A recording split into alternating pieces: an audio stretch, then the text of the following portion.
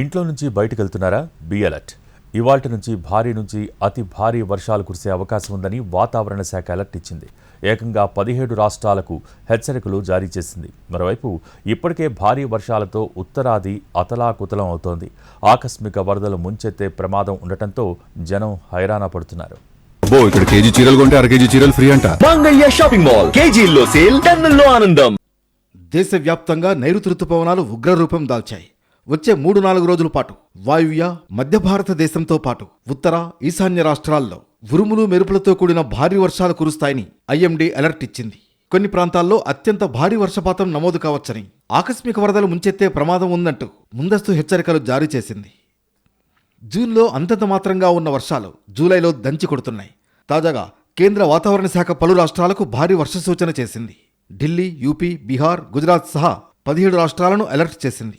గుజరాత్లో భారీ వర్షాలకు రెడ్ అలర్ట్ జారీ అయింది. ఇప్పటికే ఉత్తరాదిని ఆకస్మిక వరదలు వణికిస్తున్నాయి. పలు రాష్ట్రాల్లో జలప్రళయం బీభత్సం సృష్టించింది. బ్రహ్మపుత్ర నది ఉగ్రరూపం దాల్చింది. అసోంలో ఆందోళనకర పరిస్థితులున్నాయి. అటు రికార్డు స్థాయి వర్షాలు గుజరాత్ను అల్లకల్లోలం చేశాయి. భారీ వర్షాలు, వరదలతో పలు రాష్ట్రాల్లో జనజీవనం నిలిచిపోయింది. ఇప్పటి వరకు 10ల సంఖ్యలో ప్రజలు ప్రాణాలు కోల్పోయారు. అసోంలో వరదలు తీవ్ర నష్టాన్ని మిగిల్చాయి. బ్రహ్మపుత్ర ఉగ్రరూపంతో వరద పోటెత్తింది. బ్రహ్మపుత్ర సహా పలు నదులు ఉప్పొంగడంతో 25 జిల్లాల్లో 100ల సంఖ్యలో గ్రామాలు జలదిగ్బంధంలో చిక్కుకున్నాయి. వర్షాలు, వరదల కారణంగా అసోంలో మరణాల సంఖ్య 47కు చేరింది. ఇంకా 70 నుంచి 80 మంది వరకు గల్లంతయ్యారని, మృతుల సంఖ్య మరింత పెరిగే అవకాశం ఉందని అధికారులు చెబుతున్నారు. అటు గుజరాత్ను భారీ వర్షాలు ముంచేస్తున్నాయి. వల్సాద్ జిల్లాలో 24 గంటల్లోనే 110 సెంటీమీటర్లకు పైగా వర్షపాతం నమోదైంది. దీంతో ఆకస్మిక వరదలు ముంచెత్తాయి. రోడ్లు నదులను తలపిస్తున్నాయి.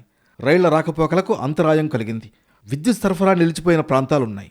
లోతట్టు ప్రాంతాల్లోని ఇళ్లలోకి వరద నీరు చేరింది. పలు ప్రాంతాల్లో వాహనాలు నీట మునిగాయి. ఏడాదిలో కురవాల్సిన వర్షం కేవలం 24 గంటల్లోనే పడడంతో పరిస్థితి దారుణంగా ఉంది. అటు దేవభూమి హిమాచల్ ప్రదేశ్ పైన ప్రకృతి పగబట్టింది. చంబా జిల్లాలో ఘోర ప్రమాదం చోటు చేసుకుంది. ప్రయాణికులతో వెళుతున్న టాటా సుమో వాహనంపై ఒక్కసారిగా భారీ కొండచర్య విరిగిపడింది. ఈ ప్రమాదంలో వాహనంలో ఉన్న 15 మందిలో 13 మంది అక్కడికక్కడే మృతి చెందారు. మరో 2 తీవ్రంగా గాయపడగా వారిని ఆసుపత్రికి తరలించి చికిత్స అందిస్తున్నారు.